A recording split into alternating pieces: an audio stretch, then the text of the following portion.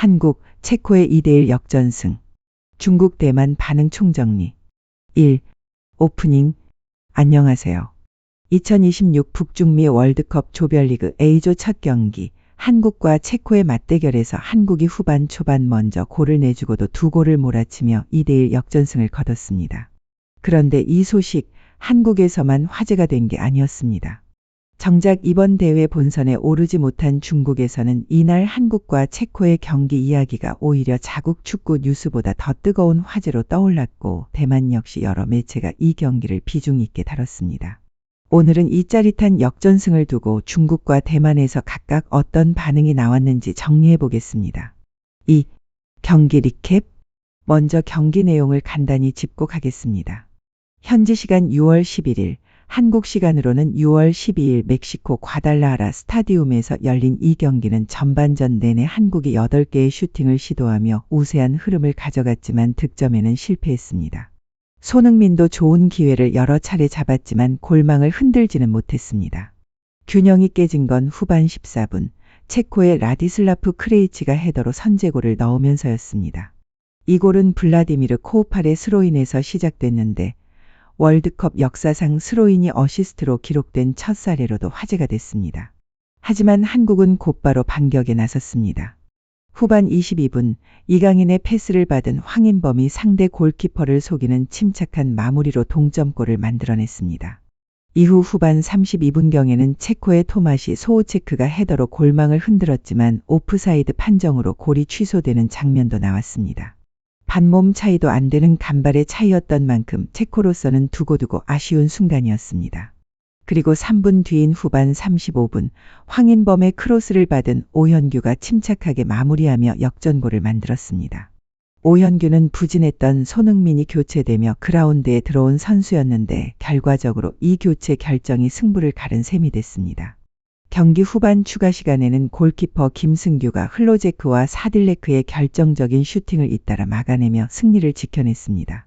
이 승리로 한국은 16년 만에 월드컵 조별리그 1차전 승리를 신고했고, 홍명보 감독은 선수와 감독으로서 모두 월드컵 승리를 경험한 최초의 한국인이 됐습니다. 3. 중국 반응. 1. 공식 매체와 화제성. 먼저 중국 반응입니다. 중국 신문망, 중국일보, 신화통신 계열 매체들은 이 경기를 비교적 차분하고 사실 위주로 보도했습니다. 골 장면과 경기 흐름을 객관적으로 전달하는 수준이었습니다. 그런데 흥미로운 건 소셜미디어에서의 반응이었습니다.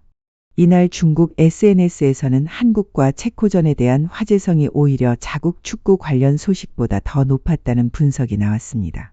이번 대회 본선에 중국 남자축구 대표팀이 진출하지 못했다는 점을 고려하면 다소 아이러니한 상황이었던 셈입니다.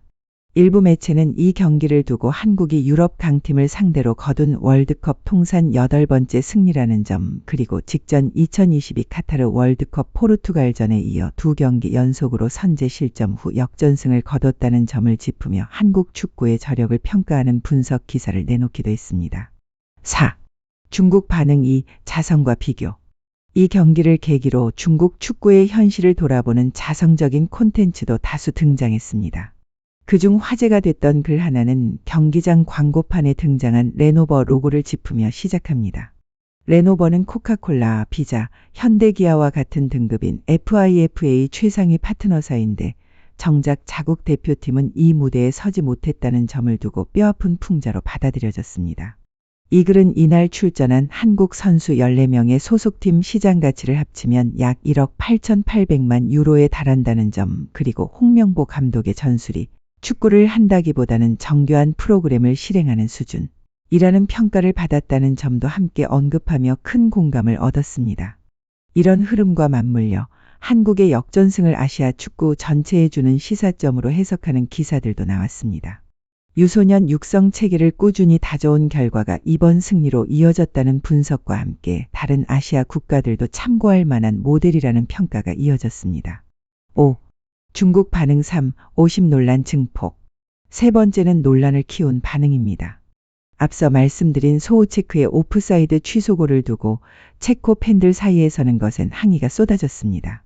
SNS에는 VAR이 오심을 바로잡는 도구가 아니라 한국의 승리를 돕는 도구로 쓰였다는 격한 반응이 줄을 이었고 일부 팬들은 FIFA에 정식으로 항의해 한국이 따낸 승점을 무효로 해야 한다는 주장까지 펼쳤습니다.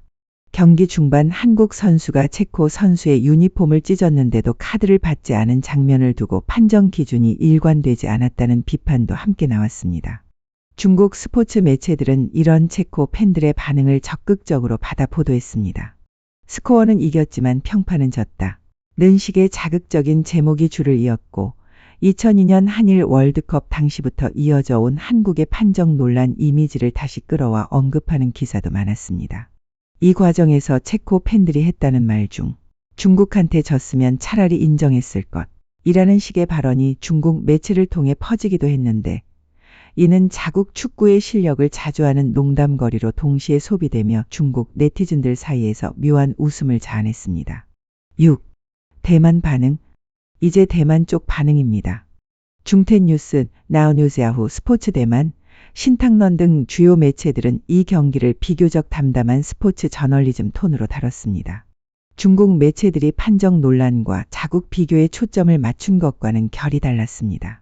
대만 매체들이 가장 자주 언급한 포인트는 홍명보 감독의 교체 타이밍이었습니다. 이날 6번의 슈팅 중 단 한 개만 유효 슈팅으로 연결시키며 부진했던 손흥민을 후반 70분경 빼고 오현규를 투입한 결정을 두고 대만 매체들도 한국 매체와 똑같이 신의 한 수라는 표현을 써가며 호평했습니다. 소호체크의 취소골 장면 역시 경기의 분수령으로 보도되긴 했지만 중국 매체처럼 격한 논란으로 키우기보다는 경기 흐름을 설명하는 한 장면으로 비교적 차분하게 다뤄졌습니다. 한국 선수가 체코 선수의 유니폼을 찢은 장면도 가벼운 해프닝 정도로 소개됐을 뿐 큰 논쟁으로 이어지지는 않았습니다. 전반적으로 대만의 반응은 한국이 11회 연속 월드컵 본선에 진출한 경험 많은 팀이라는 점을 인정하며 전술적 완성도를 호평하는 쪽에 가까웠고 중국에서 두드러졌던 자국 축구에 대한 강한 자조나 비교 콘텐츠는 비교적 적은 편이었습니다. 대신 대만 시청자들에게는 어느 채널에서 중계를 볼 수 있는지, 즉 엘타 스포츠나 하미비디오 같은 방송 정보에 대한 관심이 더 크게 나타났습니다. 7. 마무리.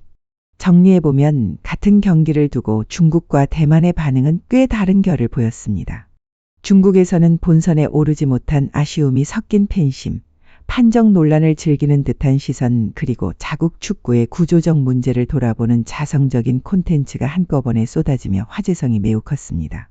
반면 대만에서는 비교적 차분하게 한국의 전술적 결단력과 경험을 인정하는 스포츠 보도 중심의 반응이 줄을 이뤘습니다. 같은 2대1 역전승 하나를 두고 이렇게 다른 시선이 나온다는 점 흥미롭지 않으신가요? 여러분은 이 경기를 어떻게 보셨는지 댓글로 남겨주시고 다음 한국 경기 반응도 정리해 드릴 테니 구독과 좋아요 부탁드립니다.